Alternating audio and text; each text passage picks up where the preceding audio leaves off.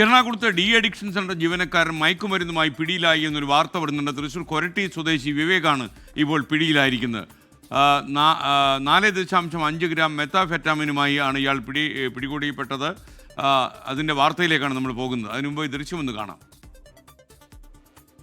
മുൻകാല പ്രതികളെ അന്വേഷിക്കുന്ന കൂട്ടത്തിൽ ഈ പ്രദേശത്ത് നടത്തിയ പട്രോളിങ്ങിനിടയിലാണ് ഇയാൾ ഒരു 4.5 ഗ്രാം മെത്താഫെറ്റാമിനുമായിട്ട് ഇയാൾ പിടിയിലായത്.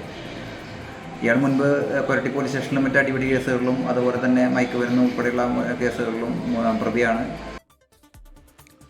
YS അഭിനന്ദ് കൊച്ചിയിൽ നിന്നും ടെലിഫോൺ വിളിച്ചിരുന്നു. അഭിനന്ദ്, പ്രൈം ടൈമിലേക്ക് സ്വാഗതം. എന്താണ് അഭിനന്ദ് ഉണ്ടായത്? കാരണം കഴിഞ്ഞ 2 ദിവസങ്ങളായി ഒരുപാട് രാസലഹരിയും അതേപോലുള്ള സംഭവങ്ങളും വ്യാപകമായി പിടികൂടുന്നു. അപ്പോൾ അതിൻ്റെ അർത്ഥം കുറേ അധികം ഇങ്ങനെയുള്ള മെത്താഫെറ്റമിൻ പോലെയുള്ള സാധനങ്ങൾ കേരളത്തിലേക്ക് കടന്നിരിക്കുന്നു എന്നാണോ നമ്മൾ മനസ്സിലാക്കേണ്ടത്?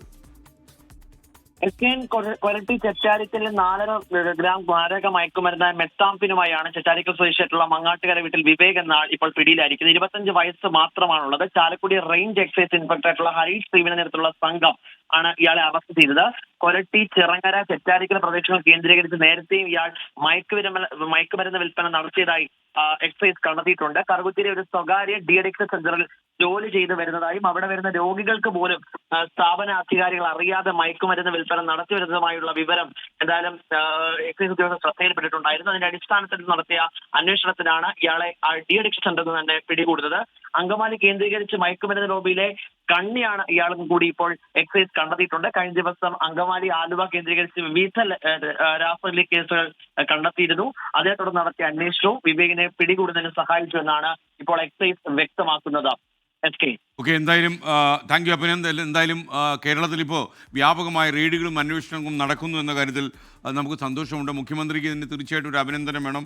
അതുപോലെ എക്സൈസ് വകുപ്പ് മന്ത്രി MV രാജേഷും വിദ്യാഭ്യാസ വകുപ്പ് മന്ത്രി V ശിവൻകുട്ടിയൊക്കെ കാര്യത്തിൽ കാര്യമായ ഒരു ഇടപെടൽ നടത്തിയിട്ടുണ്ട്. ഇതിങ്ങനെ തന്നെ ചെയ്യും എന്ന് ഒരു കർക്കശമായി നമ്മോട് പറയുകയും ചെയ്തു. എന്തായാലും കാര്യങ്ങൾ ഗൗരവമായി നടക്കട്ടെ. നമ്മുടെ ചെറുപ്പക്കാരിൽ നിന്നും കുട്ടികളിൽ നിന്നും ഒക്കെ തന്നെ ഈ മയക്കുമരുന്ന് അകന്നു പോകട്ടെ എന്ന ഒരു പ്രതീക്ഷയാണ് നമുക്കുള്ളത്. നമ്മൾ പ്രേക്ഷകർക്ക് അറിയുന്ന പോലെ ഈ 27-ാം തീയതി രാവിലെ 11 മണിക്ക് ഈ SKN40 2ാം ഘട്ടം നമ്മൾ ആരംഭിക്കും. ഇത് ജ്യോതിർഗമയ എന്നാണ് പേരിട്ടിരിക്കുന്നത്.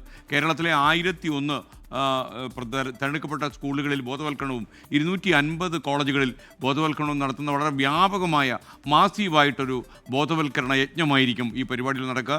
ഈ കൊല്ലം മുഴുവൻ ഈ യജ്ഞം തുടരുകയും ചെയ്യും. മയക്കുമരുന്നിൻ്റെ സ്വാധീനം കേരളത്തിൽ ഇല്ലാതാകുന്നതുവരെ നമ്മൾ ഈ പരിപാടിക്കൊപ്പം ഉണ്ടാകും.